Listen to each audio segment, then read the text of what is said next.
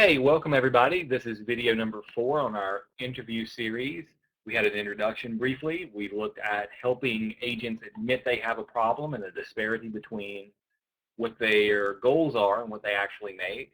We had them, and most importantly, we asked the important question: what is having a new broker? What does a new broker bring to the table that's going to help you become successful, or in other words, that's going to help you cure the disparity between what their goals are and what their reality is? And so we helped them realize that they needed to have a constant inflow of leads coming in, qualified leads. And now we're going to take over from that part, and we're going to look at the next question. So why do you think having Blink, the answer to that question, number one, will help you close the gap on where your goals and reality are? And then we had them boil that down to getting more clients. Now part 3, the dollars and cents of it all, right? How to make them realize that they are investing, whether they realize it or not, a lot of money into their real estate business, and hopefully helping them realize that they're not investing it properly. So the first question we ask is number 5 in the 10-part questions. How much is your time worth? And have them put an hourly figure on this. You know, if I'm making $30,000 a year in the real estate business, believe it or not, that's considered pretty decent.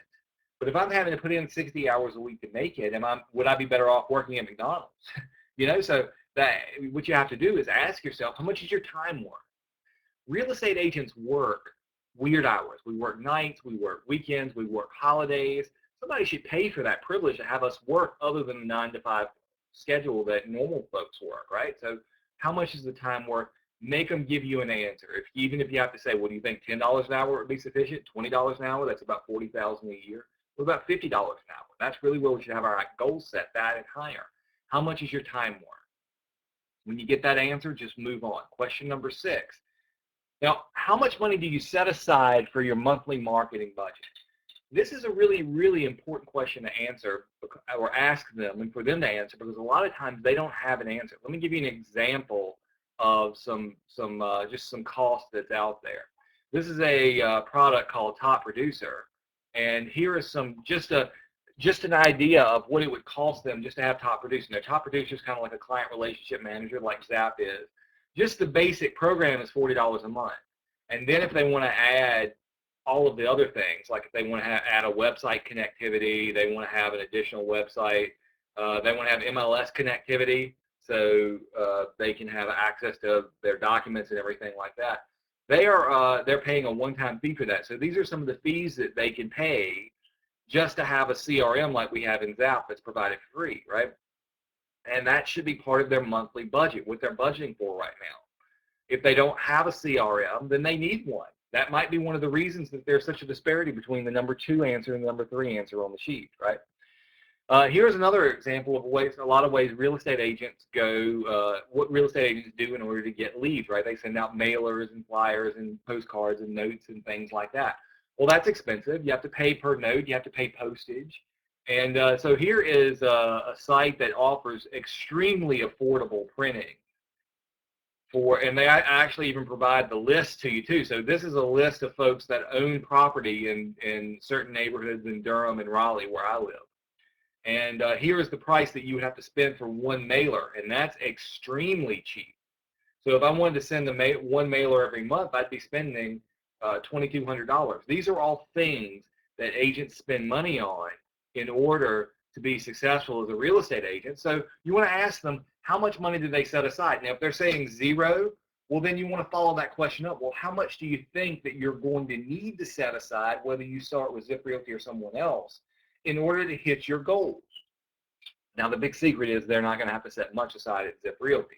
But if they go to another brokerage, they need to set that money aside. Have them admit it. Again, if they say it, it's the truth. If you say it, it's a lie. Have them say all this stuff. Next question. How much time will they have to invest daily in doing marketing activities? Again, most folks don't even think about this. Most agents haven't even thought about it, which shows you that they're on the way to failure if they haven't planned in their business. So spend some time here. Well, most most successful real estate agents in the traditional real estate world called expired listings. Am I right? Well, yeah, you're right. Don't they write notes and letters to clients? Do they go visit homes? They hold open houses? Do they hang their door hangers on neighborhoods? Do they call for sale by owner properties? What do most real estate agents who are successful, who are hitting their goals, do in order to do that? Well, these are marketing activities. How much time do you invest, or do you think you need to invest daily to be successful? Well, what if they say, well, I probably should invest at least 3 or 4 hours a day? Okay, let's just say 4 hours a day. You're going to work 5 days a week? That's 20 hours per week. Well, let's go back to that question number 5. Your time is worth $50 an hour. So what you're saying is that you're donating $1,000 worth of your time every week on doing marketing activities, and you are also investing this much money on question number 6 and doing marketing activities. Now that's before you ever talk to a client. So that's spending your time doing what costs you money, marketing, which is what most real estate agents do. Next question. So imagine if you only spent your time working with clients. This is what you're talking to the agent. Imagine if you didn't have to spend all of that time and money looking for clients. After all, working with clients is what makes you money, am I right? After all, looking for clients or marketing is what costs you money, am I right? Would it make more sense to spend your time doing what makes you money or spend your time doing what costs you money? So, Mr. Agent, how much more productive would you be, do you think, if all you did was spend your time talking to and working with clients instead of looking for them? Make them give you something here. 2 times, 3 times, 4 times, 5 times more productive? Think about it. If you don't have to spend your time looking for clients and money doing what doesn't make you money, if all you're doing is talking to clients, shaking hands, showing houses, and writing contracts, if that's all you do in your career, how much more productive would you be? And it goes back to their answers on 5, 6, 7, and 8. So this is the next step. Now, finally, the last part of this series is going to be how to tie all this in together, how to bring it home, how to make them realize that they're going to make a lot more money at Zip Realty.